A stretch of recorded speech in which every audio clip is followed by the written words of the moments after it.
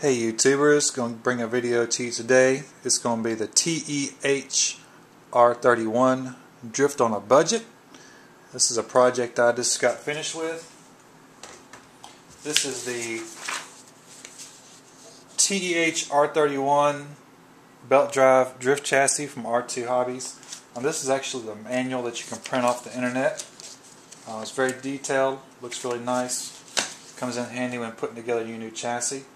So there's two different variants in this chassis. There is the base model, which uses plastic bathtub design like this. It's pretty good in its own right because it's a very stiff, very thick bathtub design. This comes in the base model. So what I did is I ordered the carbon fiber upgrade, which comes like this. This is the transformer upgrade, they call it. It's just the way the pattern is cut into the chassis. There is a fire dancer version of this, which has flames cut into it. This one's more angular, tapered design. This chassis is a 3-belt chassis. It has a main connecting belt and then 2 outboard drive belts. So it's set up really well for guys that are in the counter steered. They can change all these pulleys out for different ratios for all kind of crazy counter steer belt ratios and stuff. This chassis itself is it's a good chassis for, I think, somebody that wants to get into belt drive and would like a newer design that has a really good layout.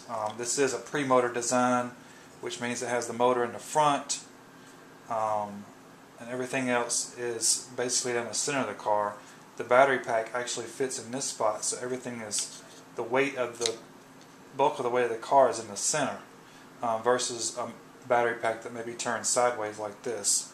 So it gets everything lined up.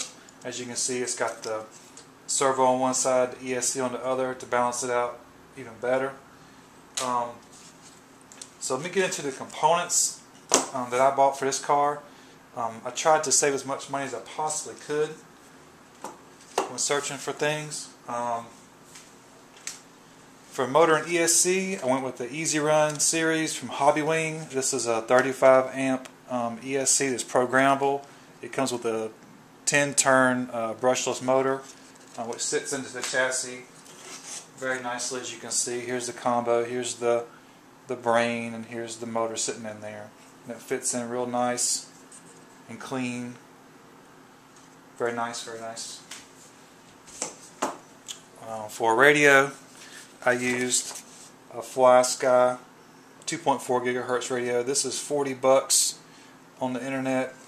It's hard to beat. It's a 3-channel. Looks like this out of the box. Very well balanced. It's got a nice big display on the front. You can go in and change different settings on your car on the go. Everything from steering to brake force and everything's right there at your fingertips. After you've turned it on for a little bit, this screen will go black to save power, which is pretty neat. Pretty good thinking. Nice little radio, $40. Digital hopping, no more interference. Great little radio.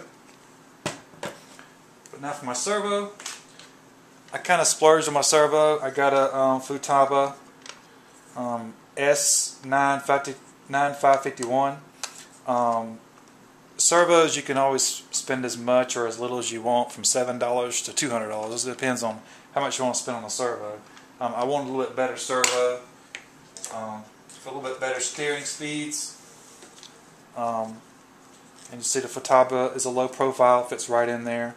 And that's one of the things that you really are looking at in this chassis, is the steering angle that it gives you. As you can see, it has a 50-degree steering angle on that car. As you can see, it really turns, folks. It comes with a different caster settings. It blocks in the front. You can go from 7 degrees to 12 degrees in the front, that you can interchange that. The suspension is adjustable, so you can shorten the wheelbase if you need to fit your body right. But what I would suggest is before you tear into building the chassis is do not use this 2mm Allen wrench, because it will go from an Allen wrench into a very small torture device that will cause you to have bloody pulps for fingers, and you'll be crying a lot and there'll be a lot of frustration involved. Go out and get you a 2mm drive, slap it into a drive and have at it. This will save you a lot of frustration. Okay, so quickly let's get into the actual breakdown of the prices. Okay, so R31 chassis, the base model, is $75. That's the basic plastic. It does come with a set of black rims and tires to go with it. It comes with a diamond cut tire like this. A set of these. Pretty nice tire. Okay. Or you can get the carbon fiber upgrade, and there is an assembled version. If you can catch it online, it's $162. So that's your carbon fiber upgrade, just like that. I went with my Fly Sky radio, $40. Futaba S9 551 servo. This is where you can add or remove the price of your budget. Right here, this number right here. You can always go cheaper. The Hobby Wing ESC and motor combo is $65. I don't know if you can beat that. That's hard to beat for any kind of programmable ESC and motor for sure. So you're looking at base is $250 to get you going for sure, or the carbon fiber upgrade at $337. So that right there is your range of prices. You always can go cheaper price on your servo, maybe cut some dollars out of there. Overall, for the chassis, I like it. I thought it was a good deal. The materials are good quality materials, and the suspension and all the bearings are very nice. There is bearings in the steering system as well, so it's nice. And for the price, it's hard to beat for a belt drive chassis. Only weak point would be the factory shocks, the stock shocks. These are tough to build because the pieces are not exactly the best machined, as you guess you could say. But so the only real upgrade I would do to this chassis in the future would probably be the suspension system. It does come with an adjustable suspension, but it's pretty lacking as far as build quality. It is oil filled and everything, but it's just really not up to standard. So it'll get you going, but down the road you could always upgrade.